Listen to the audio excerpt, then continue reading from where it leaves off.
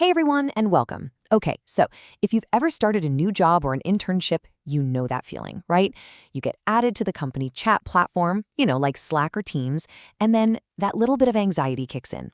What am I supposed to say? How do I say it without sounding weird? Well, we're going to dive right into that because today we're building your survival guide to absolutely mastering workplace chat from day one.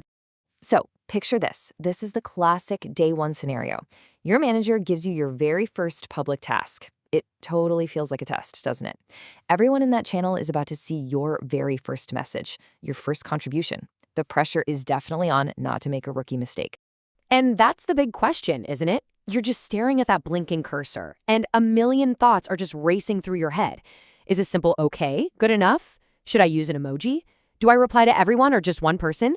Don't worry, we're about to take all those unwritten rules and write them down for you. Okay, first things first. Before you type anything, you've got to understand the layout of your new digital office. Seriously, knowing where to post your message is just as important as knowing what to post. If you get this wrong, you could end up sharing private info publicly or burying a super important update in completely the wrong place. This right here gets to the heart of the modern workplace.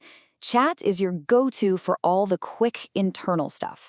Think real-time updates on a project, asking fast questions, and just generally keeping the team in sync. But email still has a really critical role to play. You're going to save that for formal communications, anything that involves people outside your company, or anytime you need a very clear, official paper trail. So the key takeaway, chat is for speed, email is for the official record. And that idea extends inside the chat app itself. Think of channels like the public town squares of your digital office.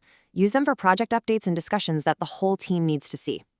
DMs, on the other hand, those are your private offices. That's where you have your one-on-one or more sensitive conversations. The most important thing is to always ask yourself, does everyone on this team need to see this? If the answer is yes, use a channel. If it's no, a DM is your best bet. Okay, so you know where to post. Now, let's get into the nitty-gritty of how you should be communicating.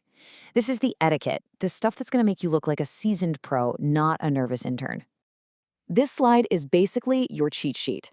First, get comfortable using reactions, like a thumbs up or a check mark.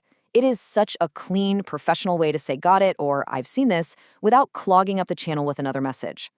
Second, set your status. Let people know if you're available, in a meeting, or away from your desk. It just helps manage everyone's expectations. And finally, and this is a big one, keep it professional. Avoid typing in all caps, it really feels like you're shouting, and stay away from slang that could be misunderstood. Now, this slide shows one of the single most important rules of workplace chat. I mean it. Always, always, always reply in a thread. When someone posts a message and you need to respond, don't just type it in the main channel. Find that original message and start a thread from there.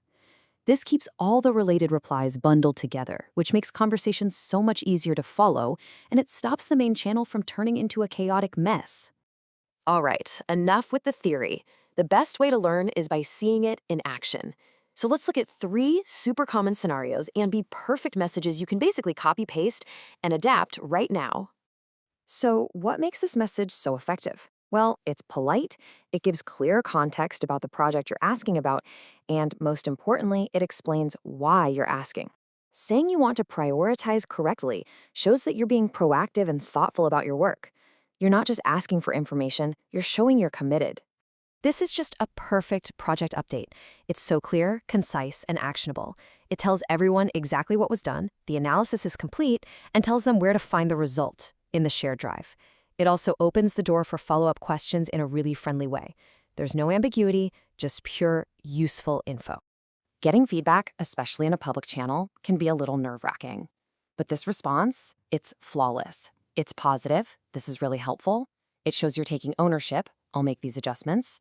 And it gives a clear timeline for the next step, by EOD, which just means end of day. This tells your manager you've heard them and you're already on it. We've covered a lot of ground here, the where, the when, the how. But if you walk away remembering only one thing from this entire explainer, please let it be this one golden rule. That's it. Everything you type into a workplace chat platform is permanent. It is recorded, it is searchable, and it is part of your official professional record at that company. Just let that sink in for a second. This quote is the ultimate gut check. Before you hit send on any message, doesn't matter if it's in a public channel or a private DM, Ask yourself this one question. Because these platforms are monitored by employers, you have to treat every single message with the same care and professionalism you would a formal email. Because ultimately, that's what this is all about. From your very first hello to your 1000th project update, you are building your professional reputation one message at a time. So the only question left is, what will your next message say about you?